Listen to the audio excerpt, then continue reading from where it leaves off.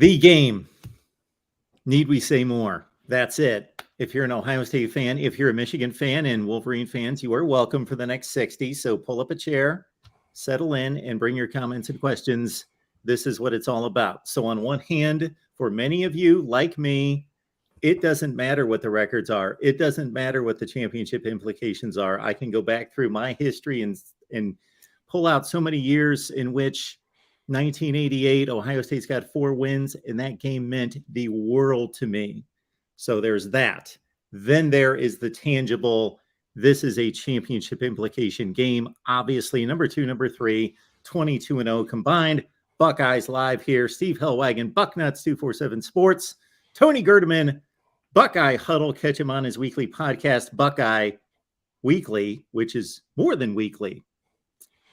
Boy, measure out that title, Tony, but just so people show up and listen, that's all that matters. How you guys doing today?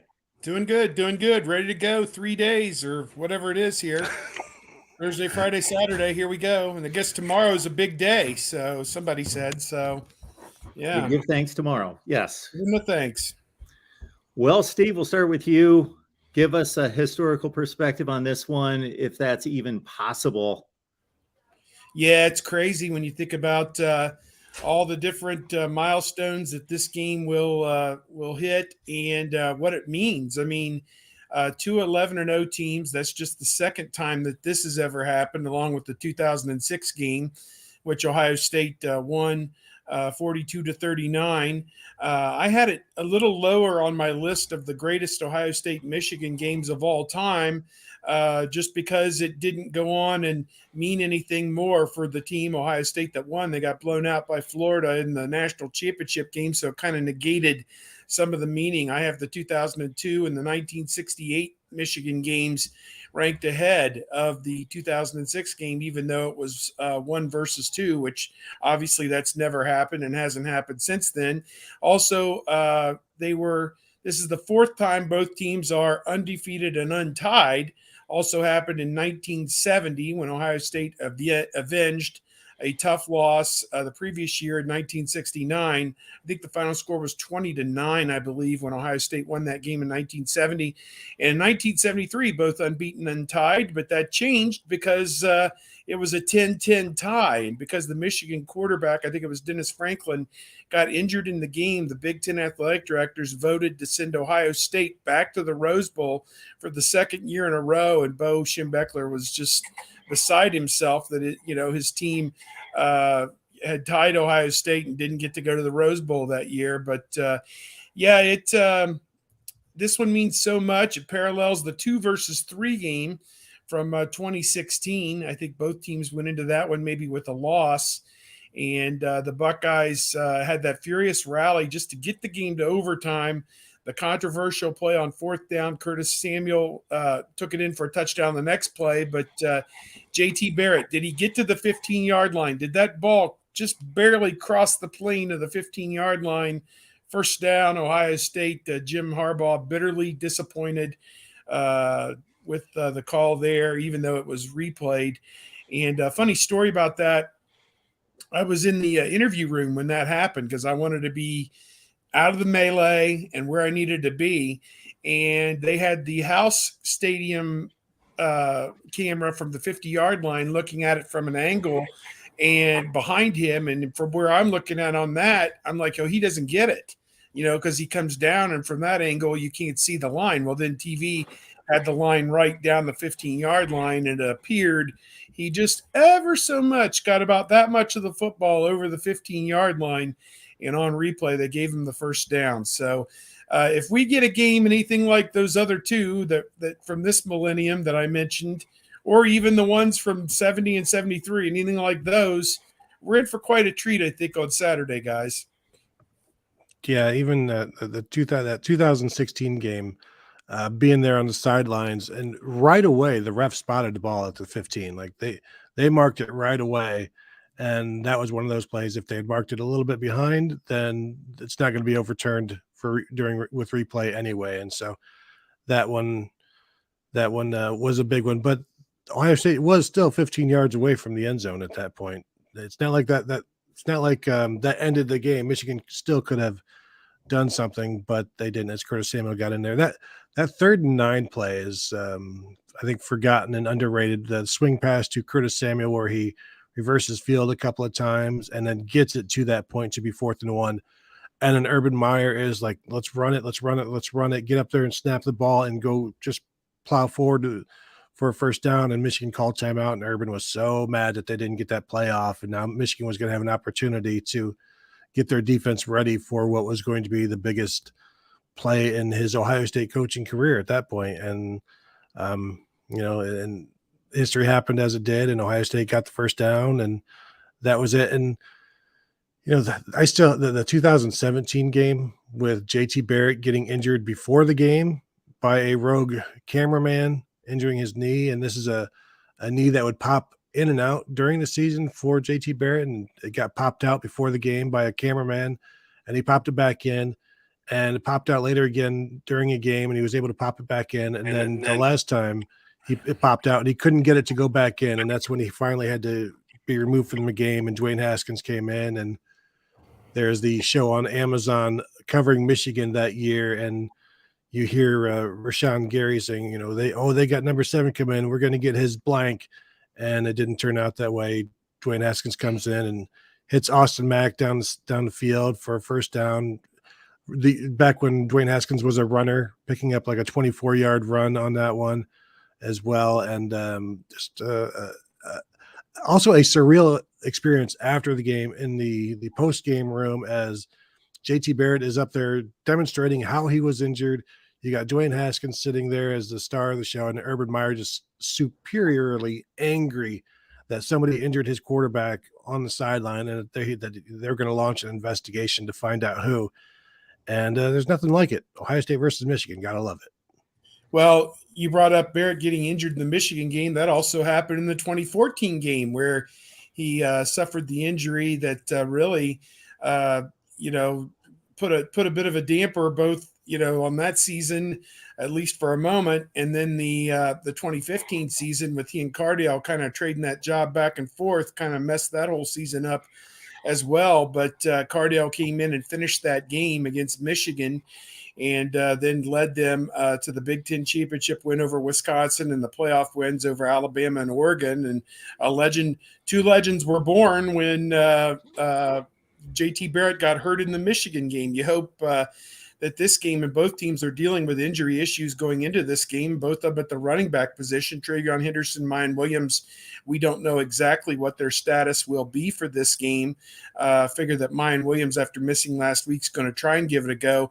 Travion Henderson, I would be skeptical that he's going to play at all in this game. The way he left the game last week, he was barely ambulatory, it seemed at times, trying to play in that game. And I can't imagine what kind of a miraculous recovery it would take for him to get back 7 days later on a bad ankle or whatever that was for him to play. But then you got Blake Corum on the other side right before halftime last week against Illinois. One of the Illinois defenders in the open field tried to get him off the ground by hitting him low, and his forearm kind of connected directly on Corum's knee, and maybe a bad knee bruise or something like that. Jim Harbaugh after the game said it didn't seem like it was anything structurally wrong with Corum. He even came back in the game and had another carry or two, but then he had to shut it down because maybe he was in too much pain or whatever. So I figure he's going to try and give it a go as well. But what percentage will he even be? We don't know. So both teams, a lot of question marks injury-wise, and there's other guys obviously up and down the line. When you're this deep into the season, there's a list of guys who are playing hurt. But Woody Hayes, or whether it was Jim Tressel, this week would come about and he'd be asked about injuries, and he'd said, the training room is the loneliest place in our facility this week. You won't see anybody set foot in there because everybody has declared themselves fit and playing in this game. So nobody wants to miss the Ohio State-Michigan game. The only guy I can ever remember who did was John Simon, who must have had a break or something, that first year with Tressel in 2012. I don't remember the exact or not Tressel, but Urban Meyer in 2012. I don't remember the exact circumstances of it, but it was a very poignant moment when they had the tunnel and he had to walk out, not jog, and walk out, and everybody gave him a standing ovation. And I think that kind of set the tone for what Ohio State did that day.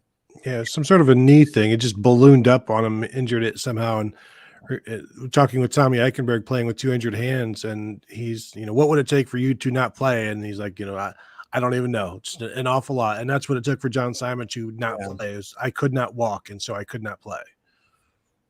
Tony, the nature of college football is that these teams are different today than they were in September. Obviously, some aspects are exactly the same. Stroud and a great wide receiver core, for example. But to think that Jackson Smith and Jigba would catch 2 or 3 passes this season was unthinkable at that point.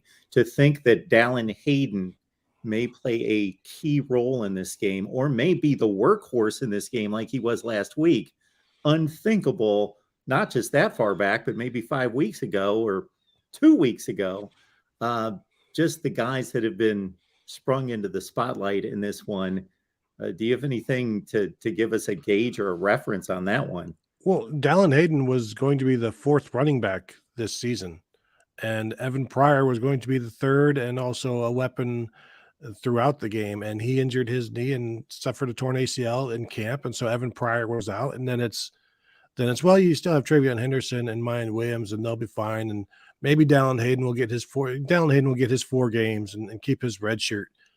But now you've seen Dallin Hayden has rushed for 100 yards 3 times as a true freshman, which is what Travion Henderson did last year.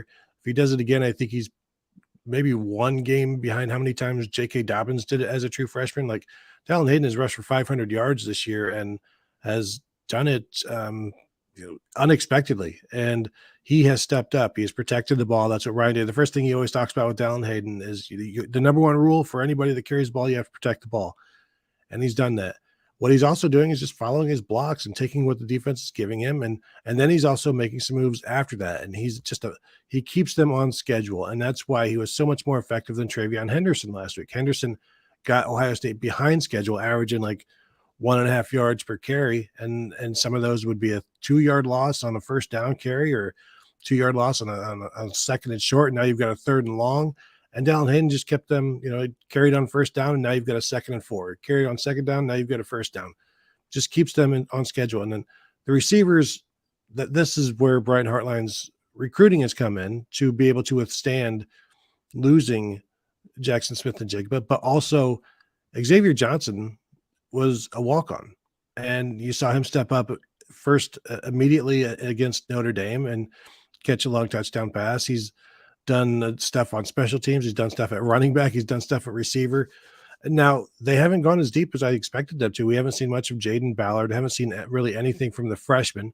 So it's been the core of, and Cam Babb has been out. So it's been those 4 receivers that have done everything this year. And they've kind of hit a little bit of a wall, I think, recently, with Julian Fleming not playing as well, not catching everything. Emeka Egbuka finally bounced back, had like 90 yards receiving or so after having like 4 or 5 games without 100 yards, after having 3 of his first 5 as 100-yard games. So if he can get back going in this one, and that would be huge for Ohio State. The slot receivers against Michigan for Ohio State have generally done pretty well, and that's where Emeka is this week. So if you're looking for somebody to have a big game and you expect Marvin Harrison to be bracketed throughout most of the game, keep an eye on Emeka Egbuka. When we look at the Ohio State defense, is this a fair comparison against Michigan? Because I put the stats together with what I watched, which is 90% of both teams' snaps that have been meaningful at least.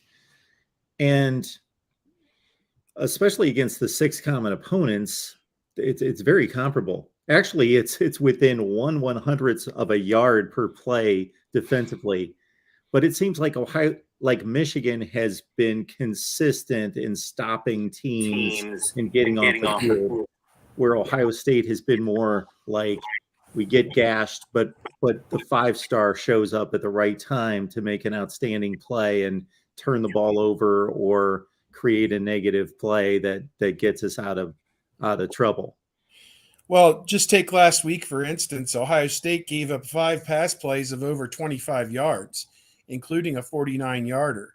Taulia Tagovailoa, Ohio State had 5 sacks in the game, but a little bit of that's misleading. 2 of those came in the final minute. when they were backed up against their own goal line and trying to, furiously go on a 90-yard touchdown drive, to try and steal the game at the end. And Zach Harrison had the 2 sacks, and one of them for a forced fumble. Another one of the sacks was safety Josh Proctor tackled the quarterback a yard behind the line of scrimmage before he was about to pick up some yards on a scramble. So, it wasn't like they got consistently great pressure throughout the game, and Tagovailoa, quite honestly, picked them apart last week. The good news is J.J. McCarthy is not Taulia Tagovailoa, nowhere near as accomplished. I popped in the Nebraska-Michigan game here earlier today, and the conditions were pretty bad for that game. It was kind of snowing and blowing. But in the second half, Mark Jones and the guys from ABC had to run a reel of all the really, really bad throws that J.J. McCarthy had made in the game. I mean, that's how bad it was. So this is not a guy who's going to take advantage of a bad – I don't even say bad, just an up and down Ohio State secondary. They've had guys in and out of the lineup, with a revolving door at cornerback. Denzel Burke and Cameron Brown now seem to be back fully healthy and ready to go, but are they in a rhythm? I mean, are they at week 4 rhythm or are they at week 13 rhythm? We don't know. And they're going to have to play like week 13 because Ronnie Bell's a really good wide receiver, and they've got a couple other guys as well. But to me, I think the critical part of this game for the Ohio State defense is Zach Harrison, JT Tuimoloau, and Jack Sawyer getting that kind of pressure up front. And, they could use Michael Hall. He's kind of disappeared since the first 4 or 5 games. Use him squirting through those gaps and coming up the middle and collapsing the pocket. That would mean the world in this game to get Michigan behind and down in distance to where it has to be J.J. McCarthy. I mean, Michigan's going to run the ball on first down probably 60% of the time with Blake Corum trying to set up 2nd and 5, 2nd and 4. And then that way they could do whatever they want, from there on 2nd and 3rd down. So to me, Tony, I mean, you may have a different view of it, but I was a little bit troubled by what I saw last week. But Ohio State remains solid as a rock against the run. Nobody has really run the ball all that effectively. Penn State got a few yards here and there, but they really didn't amount to game-changing yards. So Ohio State, to me, is much improved against the run than they were last year going into this game. Yeah, and what Michigan does well offensively is what Ohio State does well defensively. And what Maryland does well offensively is what Ohio State doesn't do well defensively. And you saw the results of that. And so it's going to take Michigan throwing the ball and completing passes, doing something that they haven't done much of the season, and doing it more than they have in any other game. So you're asking them to play their very best against their best opponent in the biggest atmosphere and the biggest game of the season. It's a lot to ask. Doesn't mean it won't happen. We've all seen this game enough to know that stuff happens. And I've been saying it all week. I expect Michigan to hit a couple of deep shots because stuff happens. And so you as Jim Knowles says, you bake those in, and then how do you overcome everything else? And I think I've also been saying the last couple of days, J.J. McCarthy may need to be Troy Smith 2004 in this game. Just running around, making plays. He throws better. He throws well on the run, and get him out, pick up yards on 3rd down with his feet, frustrate the heck out of the Ohio State defense. Just keep those chains moving and keep them on the field. And is he capable of that? Was Troy Smith capable of that before he did it? No, but he did it. And J.J. McCarthy has had some ups and downs, not playing really any better than Cade McNamara was last year, and they decided they wanted somebody better. And they've gotten somebody with more potential, but they haven't gotten anybody better. And J.J. McCarthy has to show that he's better this week. And especially because I don't expect Blake Corum to play at 100%. They may trot him out there because that's what they do. They trot him out there. I don't think he was entirely healthy against Illinois, and he still carried the ball 17 times in the first half before leaving due to the injury. But I think J.J. McCarthy needs to be a playmaker.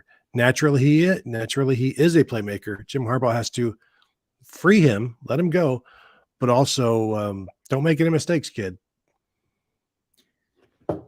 I know this is a simplistic formula, and the strategies and the schemes and the coverages have to be much more complex than this, or to give JJ something to think about. But is there any reason not to load up the box?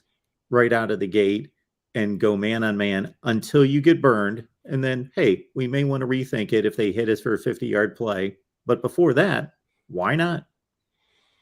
Yeah, I'm with you 100%. And if they burn you once, okay, make them burn you twice. Like, Yeah. and then if you find out that they can't run it anyways, then you can drop back a little bit and see what you can do defensively behind the line of scrimmage. But yeah, you make them throw the ball against you, and if they beat you throwing the ball, then congratulations. Nobody thought they could do it, and then they did it. Joey, we love you. Thank you so much for your support and everything you do here at the Voice of College Football. But I got to say, and I'm the one that usually checks people at the door to say, hey, upsets happen, anything can happen. But man, if Ohio State beats Michigan and they lose to Purdue in the conference championship, like that's just, there's got to be a list of another 18 injuries for Ohio State coming out of the Michigan game for me to believe that that's possible, the way Purdue plays. It's just not Purdue. It's just the way they play, and they're the least likely candidate out of that division, even though I think they're the most entertaining to watch with Aiden O'Connell slinging it around.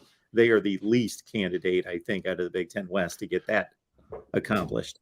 Ain't nobody who covers either of these two teams, Ohio State and Michigan, wants to go cover an Iowa Big Ten championship game. We've both sides have already covered an Iowa game. We don't need to do it again.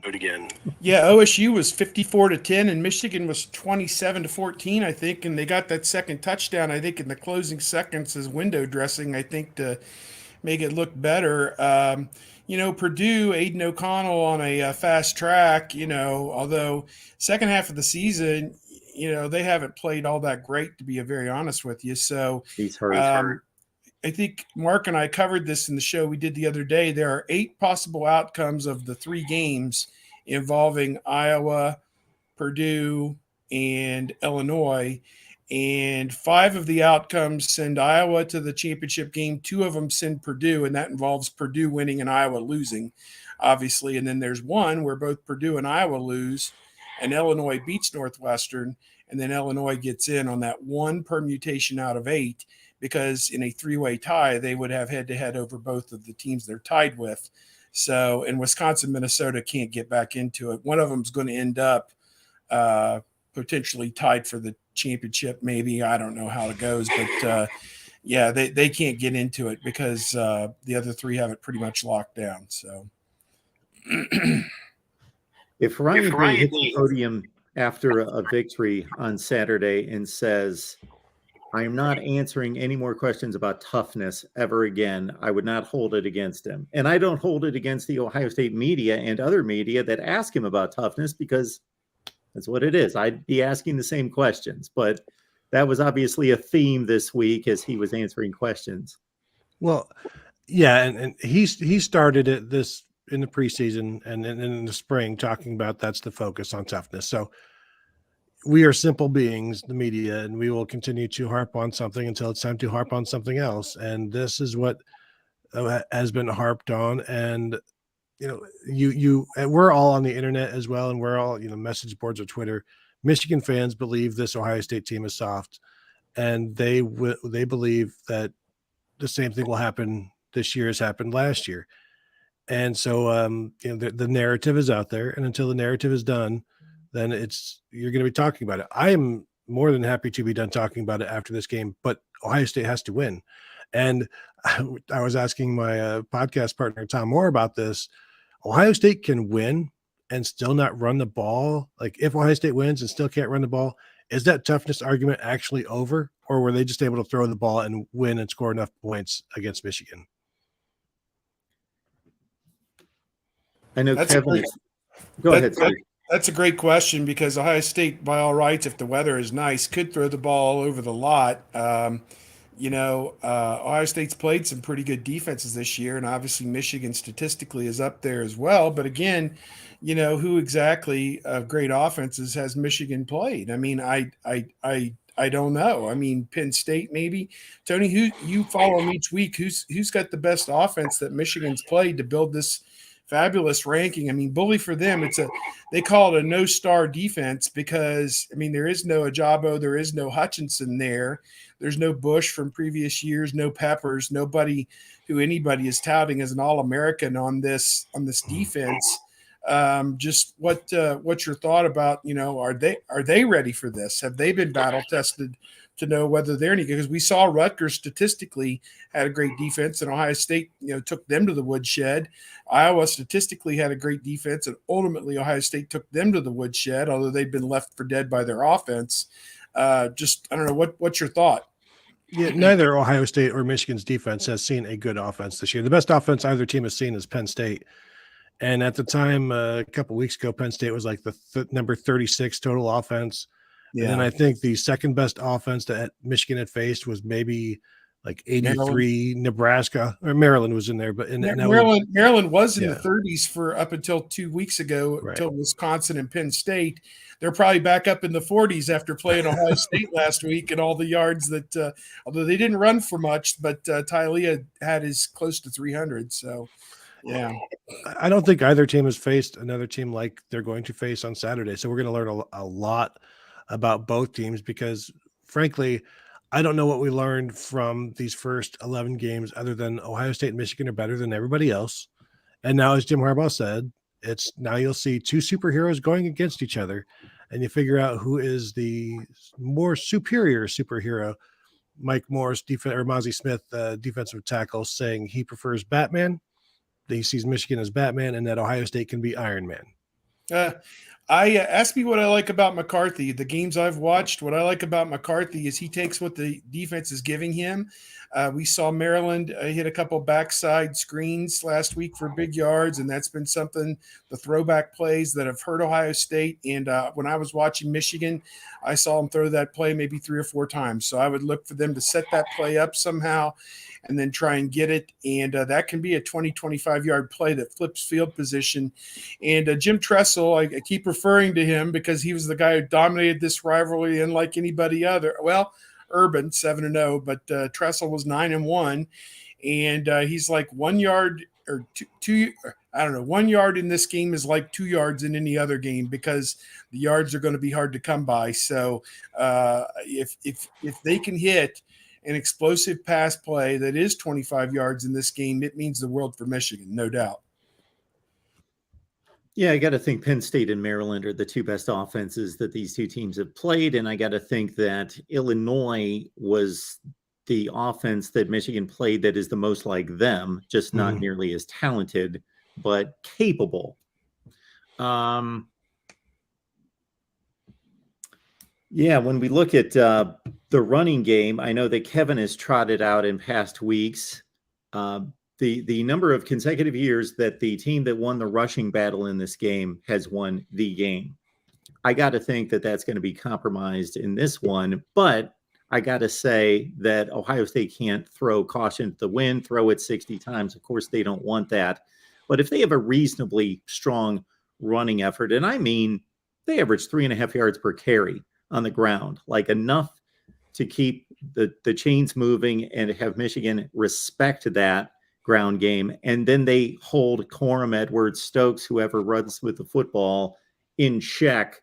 Maybe Michigan they can't run for 225 or 250. If they run for 160, Ohio State runs for 110, something like that, I got to think that that's a manageable win, barring special teams plays, turnovers, etc.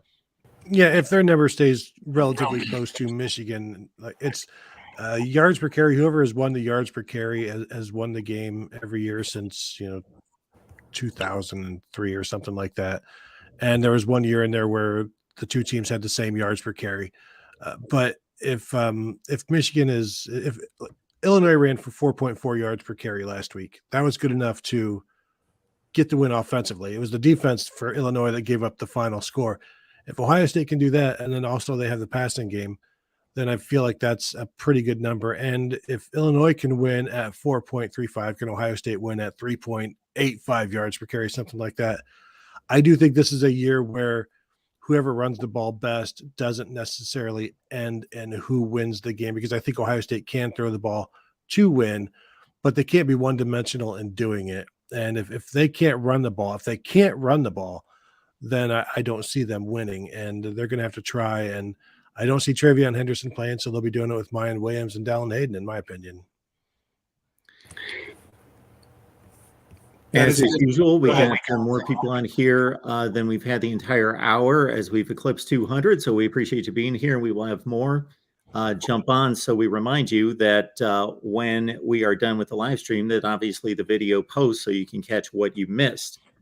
We got Justin Rowe checking in from Blue by 90. Justin and I get together just about every week to talk Michigan. Justin, how's it going today?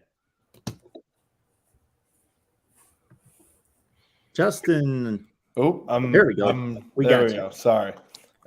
Doing well. The anticipation continues this week. It feels like every hour gets a little bit more anxious for us Michigan fans. I'm sure the Ohio State fans are feeling exactly the same.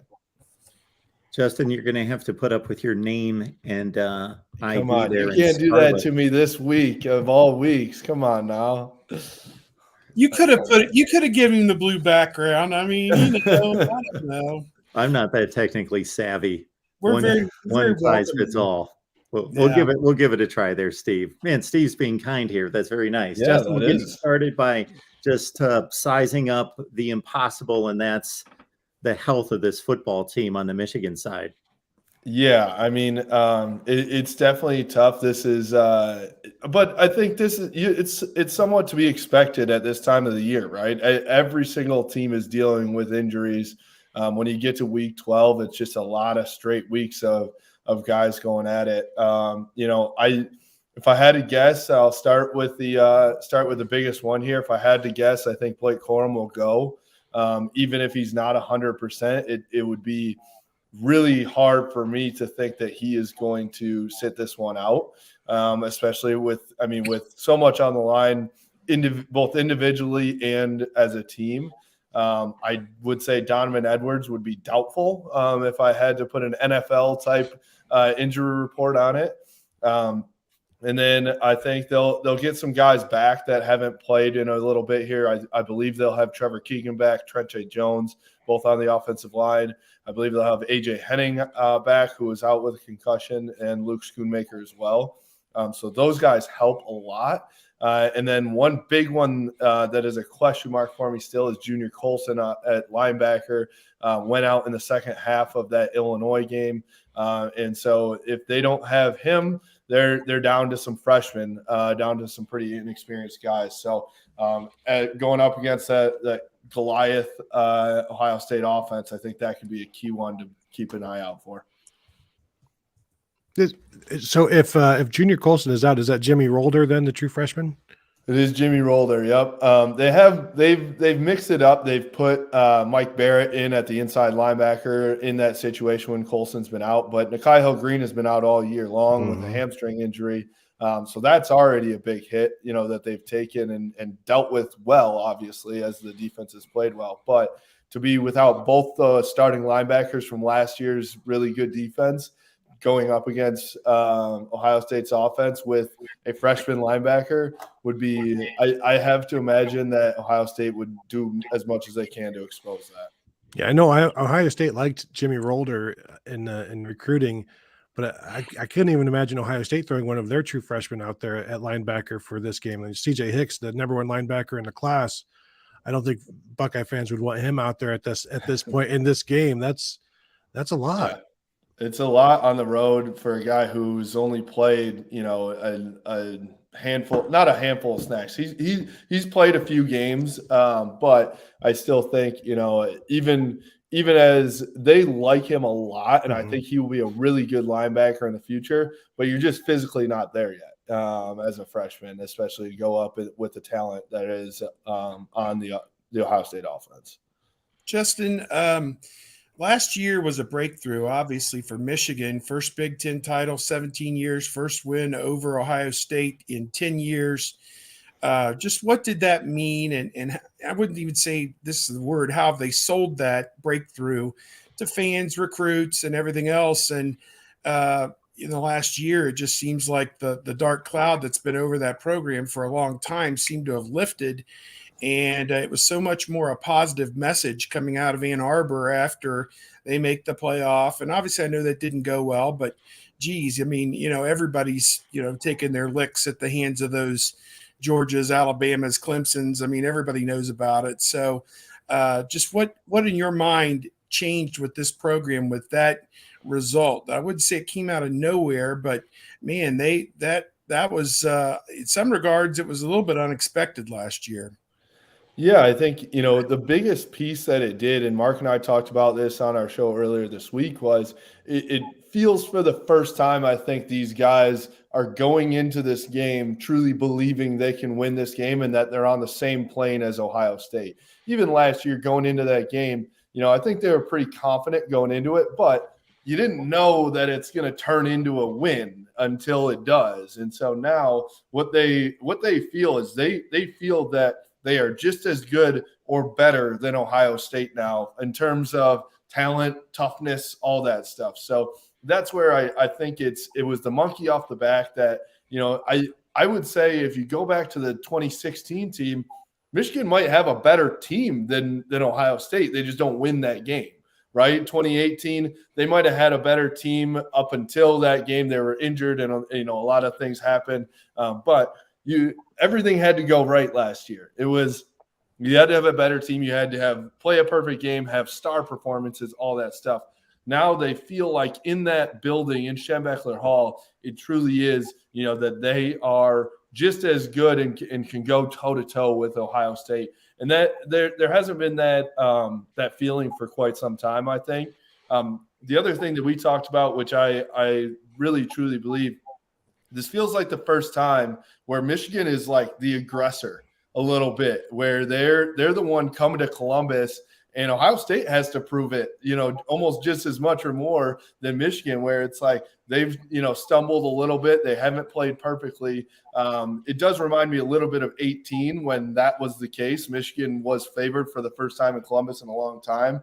But I think that it's one of those games where now you look at Michigan's on the aggressiveness side, and then Ohio State's like on their heels a little bit. I think that's where Michigan players and inside that building they stand. They truly it's like down deep in their belief that they can play and win this game. I think there's definitely more pressure on Ohio State because you don't want to lose 2 in a row, and you don't want to go however long it's been, 4 years since beating Michigan. But if Donovan Edwards can't go and Blake Corum is whatever, 80% tops maybe, Right. How do they move the ball? How do they remain that aggressive nature when CJ Stokes isn't necessarily the guy that you want running the ball 25 times or however many times they need? How do you maintain that? And can JJ McCarthy give you more than he's given anybody else this season in the biggest game of the year? Yeah, I mean, I think JJ has to be what JJ was sold to Michigan fans as coming in as the recruit, was the guy that's going to make something out of nothing. He's got to make the throws that he hasn't been making in the past, few games. But I think, Mark and I have talked about this. We know he can make those throws, right? I don't think it's not a Joe Milton situation where you're like, I don't think he actually can make those throws, and we've seen unless the receiver's like in the third, row of the back of the end zone. He makes those. He usually gets it to me in my seats, which was nice. He hit some Tennessee receivers at Michigan. Exactly. So JJ has it all. He definitely has shown that he can do it. It's JJ needs to put the mental there, and I think he just needs to stop thinking. Really is what it is. You saw when Mark, we talked about this too. When he hit, or he didn't hit him, but when he had to like fumble the ball and get it to Andrell and get it to a couple other guys, he makes those plays really easily. We need him to honestly have his like Johnny Manziel A&M football game versus Alabama, where he just like goes nuts, is making every play, doesn't think about it, just gets on a rhythm. I do think he needs to get going really early. I would love to see Michigan get him on the run, go RPO, get him moving outside of the pocket, hit some of those tight ends or those quick out routes. I think the key to this game isn't that he hits like 5 deep balls for 50-plus yards. The key is that he hits 5 balls for 20-plus yards. It's that intermediate that he hasn't hit. They really haven't completed one of those passes in quite some time. I would love to see him do that, and then that's when it opens it up for Blake Corum. Even at 80%, he can do his thing. It's interesting that you use the Johnny Manziel. I mentioned before you got here, Troy Smith in 2004, basically that. So you can just make plays, be the guy, run around. And I do think he throws better on the run. Like maybe it's because he's not thinking and he's not trying to play something. He's just letting it go.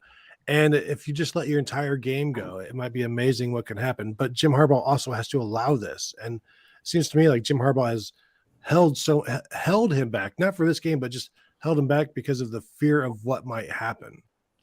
Yeah, I think there has been a little bit of that. There were some plays really early on in the season where, he's doing the Johnny Manziel song and dance and then throws it, and it's like, it could have been an interception or he fumbles or whatever it is, and it went horribly early. And I think that is what Jim Harbaugh was like, all right, we can't have any of that, because the best thing, the way they won last year was Cade McNamara never turned the ball over. He did have that interception in one of those first series of the Michigan-Ohio State game, but ultimately, outside of that, the way that they were so good was that he didn't turn the ball over. And that was what I thought that Jim Harbaugh said, all right, JJ, I don't want you to turn the ball over either. We're going to take away a little bit of the magic in order for us to eliminate, some ball security issues there, which I think that just takes away from JJ's game. You want him to be able to utilize his legs and his arm in all those situations. So I think that's definitely, a thing for sure. I wonder if you go down 14 points in this game, do you say, JJ, go do your thing, go do whatever you need to, there's nothing to lose now, and see what happens.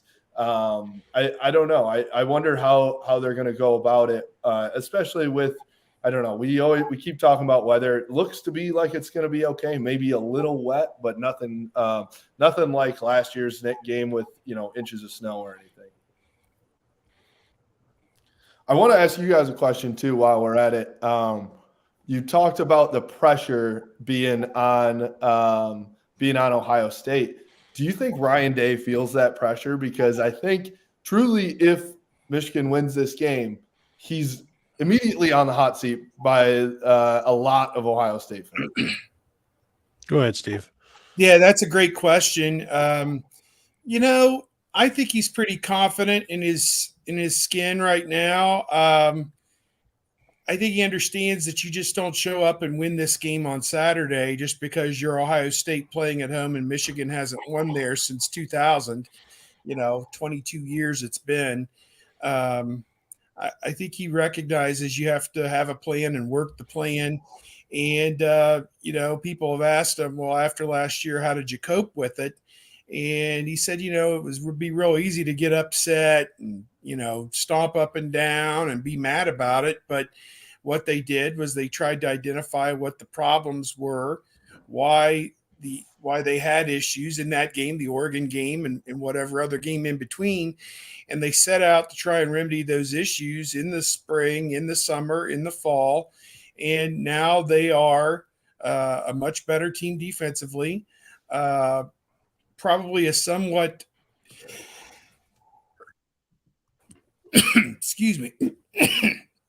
improved team in terms of physicality on offense. Their offensive line's given up 7 sacks for the season, which is pretty good, which was a major problem last year in the Hutchinson-Ojabo fest there in Ann Arbor. So I think that they have tried to make improvement across the board. They're not one-dimensional as much maybe as they were last year. And they've done that against a backdrop where they haven't had one running back who's been healthy from one week to the next. They've had to rotate guys in and out, and it's worked out to this point, is Dallin Hayden ready to be that guy against the University of Michigan? Well, he had 100 yards against Indiana and 100 yards against Maryland, and now you're stepping up in class here. You're no longer an acclaimer. You're in the Kentucky Derby now, son. So we'll see how it goes, but I think you got to like the way his progression has gone, and if they have to turn to him, then he's going to do everything he can. Mayan Williams, to me, is built for this game. If he's healthy, he's the kind of physical running back that'll get you 4 yards pretty much every carry. And, that's what you need in these tough moments. And can Ohio State convert on 3rd and 1, 3rd and 2? Last week against Maryland, it was 4th and 1, and they threw a pass, and it was incomplete. And everyone's like, what in the bloody blue hell was that? It was like, it was a strange moment, I have to say, to see that they just didn't line up and go over, left guard, left tackle, and pick up that first down. So to me, a lot of questions on both sides, but you ask whether does he have to win this game? I mean, we had fans, somebody tweeted at one point this season, they better win the Michigan game or he's gone. And I'm like, dude, he's now like 31-1 all time against the Big Ten. Do you know how many teams would literally do anything for that? Exactly. And not only that, you think about the long term of this. There's the short term for Ohio State winning a national championship in this window with CJ Stroud, because his days at Ohio State are numbered. There are about 6 weeks left in his career at Ohio State. And this is the window. This is the time. Get it done now, or you're going to have major regrets, just as you had with Fields, that you didn't win one with him, that you didn't win one with CJ Stroud, because he's the best quarterback that they've had, right in that pantheon with Fields and maybe Smith and, maybe one or two others that are right up there as the very, very best that the school has ever had. And it would be a regrettable moment if they don't at least get to the championship game this year, if not win the championship. So to me, that's kind of the litmus test right now that, you got to win this game to get to all that other stuff. But to me, the long-term thing about this is when the playoff does go to 12 teams every year, Ohio State, with the way it's recruited under Ryan Day and the coaches they have in place, is assured of making that playoff, let's say, conservatively 4 out of every 5 years. I mean, they've been in the top 5 at the end of the year every year back to 2011. So think of this, Steve. They're in the playoffs. If you take out the Luke Fickell year, you would never disrupt Ryan Day, just losing this one game, to know that you have 10 playoff berths coming in the next 11 years. Go ahead. I'm sorry, Mark. You were saying about. No, I'm sorry. I was interrupting, but I've rolled this one out a few times, that if you take out the Luke Fickell year in 2011 and you go to a 12-team playoff, the last time they miss a playoff is 2004. Yeah. Yep. They make the playoffs like 17 straight years. Yeah, sophomore quarterback that year was Wick and Smith kind of splitting the reins, and the defense was suspect a little bit. But yeah, and the running game was the worst they've ever had. So, in terms of Ryan Day being on the hot seat and fans wanting him on the hot seat, you already have some fans who want him on the hot seat. So those people are crazies. Well, and it's irresponsible. It is. Those are the same fans that after beating Michigan like 6 or 7 times in a row, they're like, it's not even a rivalry anymore. They become entitled to it. And so then when they don't get it once, they're going to shut everything. They want somebody's head needs to roll. If I don't get this, what I have become accustomed to having, if you keep my birthright from me for 2 years, you should be fired. And it's nobody's birthright. It's nobody's entitled to that win. That's why it is the greatest rivalry in all of sports, because you have to go and get it, and nobody owes it to you. It's not yours to begin with. It's something that has to be gone and gotten and fought for. And it doesn't just get handed to you. And nobody wants it more than Ryan Day. Nobody wants it more than Jim Harbaugh. And if it doesn't happen 2 years in a row, what happens? What about the other 13 games? If you measure everything with if Ohio State fans measure everything with the Michigan game in terms of just 2 losses, that's That's insane. That's insanity. John Cooper got to lose 10 times. Ryan Day's not going to be given that opportunity to lose 10 times, but 2 losses. And the thing, the reason it's dangerous this year is because next year's game is in Ann Arbor, and it makes it an even more difficult place to play. That's one of the reasons you don't want to lose it this year. Mm-hmm. But this year, there are people who say the hot seat. I think to me, it's this dichotomy of paying the ultimate respect to losing to Michigan and also paying no respect to it, because it's hard to beat your rival year in and year out. And if you don't do it 2 years in a row, is that the worst thing in the world? Yes. Is it something that should be punished? Not yet. Yeah. I wanted to ask too, you mentioned you both have talked about CJ Stroud, and obviously he, probably front runner for the Heisman right now. I think the winner of this game might end up as the front runner for the Heisman coming out of it, whether it's Blake Corum or CJ Stroud. But I think a key for Michigan, which they did last year in this game, was getting to CJ Stroud very early. He's really, really, really good when he has time and he's comfortable in that pocket. He's a very different quarterback when you get to him and he's on his heels and all of a sudden, and he's actually shown some big improvements there this season on being able to move throughout the pocket. And even though he's not going to be a runner ever, he still has been effective. But I think the way that Michigan got to him last year was they got him on his butt a few times early.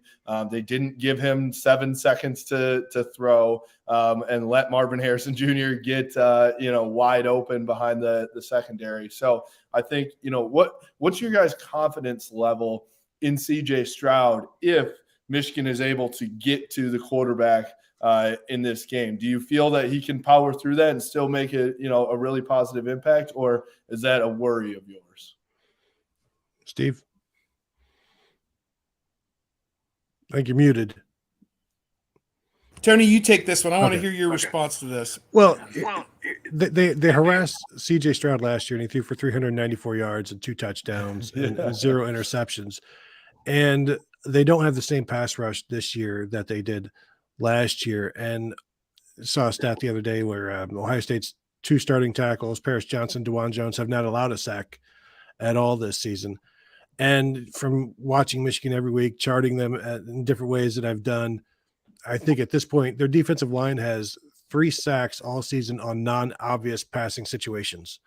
And Ohio State has tons of non-obvious passing situations. So if the defensive line isn't getting to CJ Stroud in those situations, that tells me there's going to be some first downs, there's going to be some completions. So I think they can harass him, but can Michigan score enough to keep the non-harassment drives? Like Ohio State, how many points does Ohio State score? If they score 27, can Michigan score 28? Can they score 30 to win this? And if Blake Corum isn't healthy enough, I don't think they can. And so the harassment for CJ Stroud, I think it needs to lead to turnovers. I think that's the big thing. If it leads to turnovers, then you're talking. Yeah, I would echo what he just said. I think that he's been unflappable for the most part. I don't have his exact ratio in front of me, but maybe 4 or 5 interceptions all season. And he rarely makes a bad play. I mean, his completion percentage the last couple of weeks, really starting with Northwestern, which was a terrible situation in a wind tunnel, has not been as high. But then it really hasn't been for anybody here the last few weeks. I mean, so even McCarthy's has come down a little bit. So I think that you look at it, if they give him time and protect him, and he's throwing to Marvin Harrison Jr. and Emeka Egbuka, it's Katie bar the door. I think that Ohio State's going to score 35 points if they give him time. And then I don't see how Michigan gets 35 points against Ohio State's defense unless they run the ball for 220 yards or something screwy like that. So that'd be about what it would take. So it's not setting up good, I don't think, for Michigan. But as Tony said, if there's a strange turnover, Ohio State's blocked a punt the last 2 weeks. If they were to somehow have one blocked against them, Maryland blocked, what was it, an extra point last week and returned it for a 2-point, defensive conversion, safety, whatever they call that. If Michigan blocks an Ohio State field goal and gets good field position or a touchdown, strange touchdown out of that, special teams could actually factor in this game. So, I guess different and goofy things happen in this game. It happens just about every year, something that you don't see all season. Like last year, Bryson Shaw intercepted a pass near the goal line for Ohio State. I mean, that came completely out of left field because their secondary hadn't intercepted anybody all season, let alone Bryson Shaw of all people. So, strange things happen in this game, and this is the game where heroes are born. I mean, Ohio State made Tim Biaka-Batuka a household name that year at 95, and won Charles Woodson the Heisman in 97, and on and on. So, who's going to step up? I mean, Stroud could put engrave his name on the trophy if he has a big game against Michigan this week. So, is he ready to take that last step into immortality? We'll find out. Yeah, you don't want to go 0-2 as a starting quarterback against Michigan. The special teams, I think, are pretty even in this one. Just keep in mind, Ohio State with a backup long snapper has been playing the last few weeks, could be the difference. They lose, a couple hundredths of a second in the punt game and the kick game. So that'll be something interesting there. And I had something else, but it's okay. It's nothing important, nothing pertinent. One last thing that I wanted, I know we're probably up against time here, and then I'll turn it back over to Mark. But, I think the thing that I noticed the most in Ohio State's game against Northwestern and then against Maryland was they didn't seem unbelievable in the trenches. It seemed like scheme-wise, they're still very, very good. We know that Ryan Day and Brian Hartline are incredible at the passing game and play calling and that type of stuff. But I was surprised at the lack of dominance in the trenches on both sides of the ball. They got pushed around just to put it what it was. And I wonder how you guys see this game going, because that's obviously Michigan's strength is in, on the offensive and defensive line. Offensive line definitely more so. But, that's where I see, Steve, to your point, like Michigan will have to win that trench battle by a wide margin, I think, if they want to be super successful in this game. And so, are you guys concerned about that, where, Michigan could possibly have a 9-minute drive and they don't have to be, have firepower? They can just kind of dominate those trenches and run the ball, whether it be with Blake Corum or with CJ Stokes?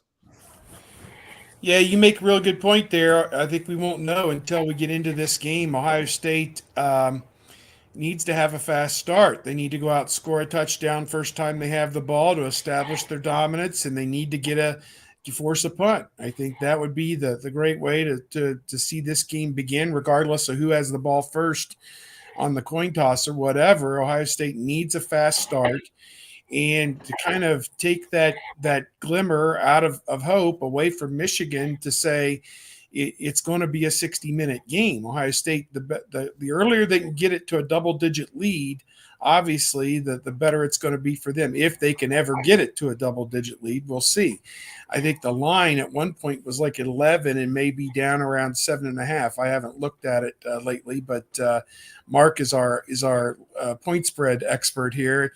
If you can access what the line in the over-under is right now, that would be kind of telling, I think, because they're rarely far off on these things. But to your point, I think Ohio State, with its interior defensive line, with Ty Hamilton coming on, Teron Vincent has been pretty good at defensive tackle. And then you flip it down to their backups. Tyleik Williams is pretty solid. Michael Hall Jr., when he was healthy early in the season, was playing at an all Big Ten level, but he's kind of leveled off because he's been hurt. Jerron Cage has made a few plays this year as well. And the outside guys, Harrison, Tuimoloau, and Jack Sawyer have taken turns in recent weeks making game-changing plays. I mean, the game Tuimoloau had against Penn State goes down as one of the all-times for any defensive player in Ohio State history, with 2 sacks, a fumble forced, 2 interceptions, including a pick 6. I mean, I don't know how you wreck an offense any better than that. And so now they're going against the best offensive line that they've probably faced all season. And are those plays still going to be there? Are they going to make an impact? Are they going to get off blocks, shoot gaps, hit the running back, whoever it is, at the line of scrimmage or a yard behind the line of scrimmage and minimize his gain? Is it going to be 2nd and 8 or is it going to be 2nd and 4? So that to me is pivotal in this game. I agree 100%. And until they get into it, we could surmise based on the 11 games both teams have played, but you just don't know. Yeah, I will say that Northwestern game, they ended up running for 2.5 yards per carry more than Northwestern did, a yard per carry more than Maryland did. So it's like it's a little like Michigan, where as you're watching it, it's not necessarily the most impressive thing, but after the fact, you're like, it gets done. Yeah, how did Michigan win by 28? And it's like, well, that's just it's the course of it's a 4-quarter thing, and although sometimes it's just the 3rd and 4th quarter thing for Michigan, the way they just blow people out at the end there. Well, and I think that too is I'm sorry, Mark, we just keep talking. I apologize. It's almost like this is like a really important game or something like that. Kind of. But yeah, and that's something like Ohio State is notorious for a huge 3rd quarter, right? That's like, you stick with them for the first half. They come out and score 21 in the first 3 minutes or something like that. Michigan has been able to do that on the offensive side of the ball this year, and they've stopped other teams on the defense. That's what I'm looking at as well. So I think 2 big things for me is the first 2 drives, as Steve said. Do you get a stop or score, whatever, whoever it is with the ball and on defense, I don't know. But how does that first crack, that first everything go? How does the game flow go there? And then when you come out of halftime, what happens there? I'd be shocked a little bit if this is more than a 1-score game at halftime, right? And it's still going to be, up in the air. And then usually it decides itself in the 3rd and 4th quarter. So I'll be shocked, or I won't be shocked. I'll be looking for those 2, the 1st quarter and the 3rd quarter, to see what happens there. But yeah, I'll be in Columbus. And so if you guys, we talked about this in on what was it, Wednesday or Tuesday? I can't remember. Today is Wednesday, Monday probably. But if you guys can be nice to me, that'd be really helpful, so I can get out of there alive. Justin, safe travels. Watch speed between Toledo and Findlay. Those bats use radar. That's right. There in that corridor. It feels like they just right there on 75. It feels like you ought to be able to go 90 miles per hour down through there, but really you can't. So I think the gun, as soon as it registers its Michigan plate to it, just adds 10 miles an hour as well somehow. Busted. Well, let's be honest. Michigan drivers do drive faster than Ohio drivers because we are accustomed to seeing state troopers every quarter of a mile, and you guys probably are not. Yeah, it's like the Audubon. When you get north of Ann Arbor trying to go to East Lansing, it's like the Audubon.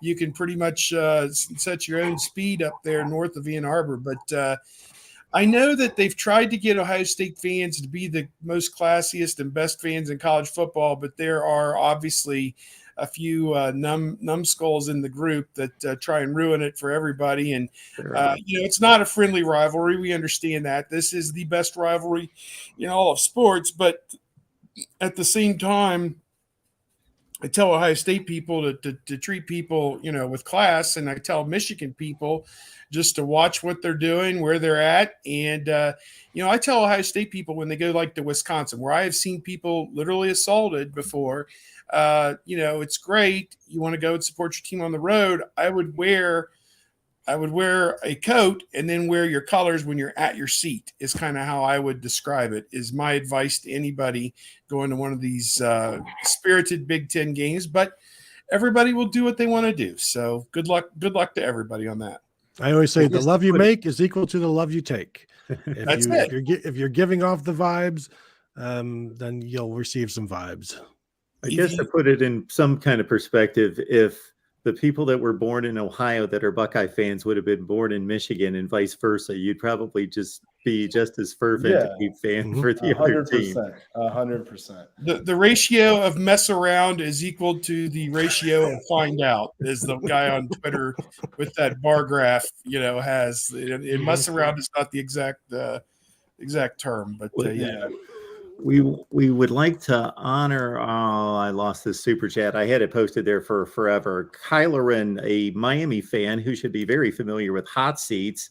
They have one there like every year and a half in Miami, but was talking about Ryan Day's hot seat. The only thing I have to add to that in regards to my perspective, what you guys were talking about with the Ryan Day's hot seat is I remember sitting in this chair. Well, I was about 600 miles away at that point, but sitting in this chair before the loss to Oregon, Ohio State fans were pounding me for having the audacity to predict that Ohio State would lose one game that year and go 11-1. I was a complete imbecile for predicting Ohio State not to go undefeated, for them to go 11-1 last year. And then the same people, after they lost to Oregon, that Ohio State's season was over, they were going to collapse and Ryan Day should be fired. So that's how ridiculous that is. I mean, I agree with all of those statements. So I don't know why that's so crazy. And like Justin, and subscribe. If you want to take a historical page out of Woody Hayes' textbook when it comes to traveling into the Buckeyes state, you'll want to gas up because you certainly don't want to, add anything to the economy of the state of Ohio. Where you Exactly. Pay for any gas in the state of Ohio. But we did just have a Wolverine Plus episode already this afternoon with John Wangler and him talking Bo and Woody stories. He actually hosted after Woody was done at Ohio State. He was a grad assistant at Michigan, and Woody came up to a practice at Michigan, and he hosted him, drove him around, and everything like that. Because I mean, people. I think it's obviously out there, but like Bo and Woody were super close, right? And like had this big history. And so, even after, when Woody was like, Bo was the first one down there. And like, it's the stories about that are just so interesting to me. I'm 30 years old, so I'm not quite old enough to have lived through it much, but it's one of those things where like, it really set up the rivalry here for decades to come and still is here. And it's interesting to hear, I think going back to like just the respect of the fans, right? Like they hated each other, but they respected the hell out of each other too. And it made the rivalry so different, right? Where honestly, I think we could use a little bit of that right now, where sometimes it teeters on the edge of disrespectful. Social media plays a pretty big part in that, I'd say. But, yeah, that's society right now. The 10-year war was the doggonedest thing I think anybody can ever remember, 69 to 78, before Woody, obviously lost his job at Ohio State. And Bo was 5 wins, 4 losses, and 1 tie against Woody Hayes. And it can't get it really any tighter than that unless it was 5-5. So, yeah. But he did have the better of his mentor, and he won the last 3, which I think in some regards made it much easier for Ohio State to cut ties with Woody Hayes after the Clemson incident, because he'd lost to Michigan 3 years in a row. He'd been there 28 years, and it was time. I mean, it was obviously time for somebody else to take it over. And, Earl, he kind of held his own for a while in it as well. And then Cooper really struggled with it, and Tressel turned it back. And, are we headed to a day and age where it is a 50-50 proposition on an annual basis? I don't know. Maybe that's where it's ultimately headed, but it just doesn't feel like it this year. It seems like Ohio State, playing at home, should take care of business in this game, but this is a crazy game where, I saw it in 96. Ohio State was the odds-on favorite, to win and go on and be a national championship team that season, and didn't get it done. And 95 and 93 and all these other years where Michigan denied Ohio State the championship. 2002, I have a story about that on our site today. Today is the exact 20-year anniversary of Ohio State defeating Michigan 14-9 in 2002 to go to the championship game at the Fiesta Bowl then. And, when they won that game, Will Allen intercepted the pass from Navarre on the last play. The people came from every direction, and they had lowered the field at Ohio Stadium. So it was an 8-foot drop for anybody, between the goal lines to get onto the field. They had to go over the railing and drop 8 feet. The people on the ends, the railing was at field level, so they just piled over. But that didn't matter. It was an 8-foot drop. The people met in the middle of the field in the largest congregation, instantaneous, spontaneous combustion. And it was the craziest thing that I can recall. And that was an outpouring that day because Michigan had denied Ohio State so many times. Ohio State hadn't won a national championship in 34 years. They were going to the championship game. This one has many of the same stakes, and the winner-take-all aspect of this makes it special and unique. And there's not a lot of hype for this here right now. It just seems kind of like another week right now. I haven't gotten into the vibe just yet, but those games in the 70s, that was life or death. I mean, that was literally you won the game or you were shamed and you were shunned. I mean, it was no bueno. Earl made the comment, we've had some great teams that won 9, 10, 11 games, but lost to Michigan. They're not regarded in the same category with like 7, 8 win teams that beat Michigan. And that's just the way it is. Yes, absolutely. And that's what I led off with, just that perspective. And people don't agree with me. They don't understand me, but I mentioned to Justin the other day, John Kolesar broke my heart in 1988 with a late touchdown against an Ohio State team that was a double-digit underdog, was not going to a bowl game. They had 4 wins. That still was the biggest thing to me in the world. Absolutely. That's what it means. That's what makes it great.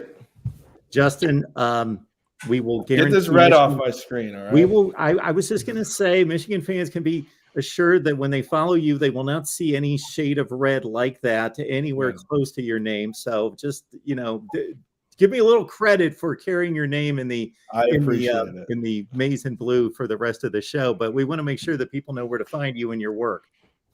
Absolutely. Yeah, no, thank you guys for having me. This is fun. I mean, it's the best week of the year. I'll end it with this. This is what college football is supposed to be.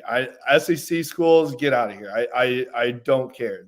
Michigan, Ohio State for a Big Ten title and a national championship. That's what college football is supposed to be. That's when college football is at its best. And let's play in some freaking cold weather. Get the SEC people out of here.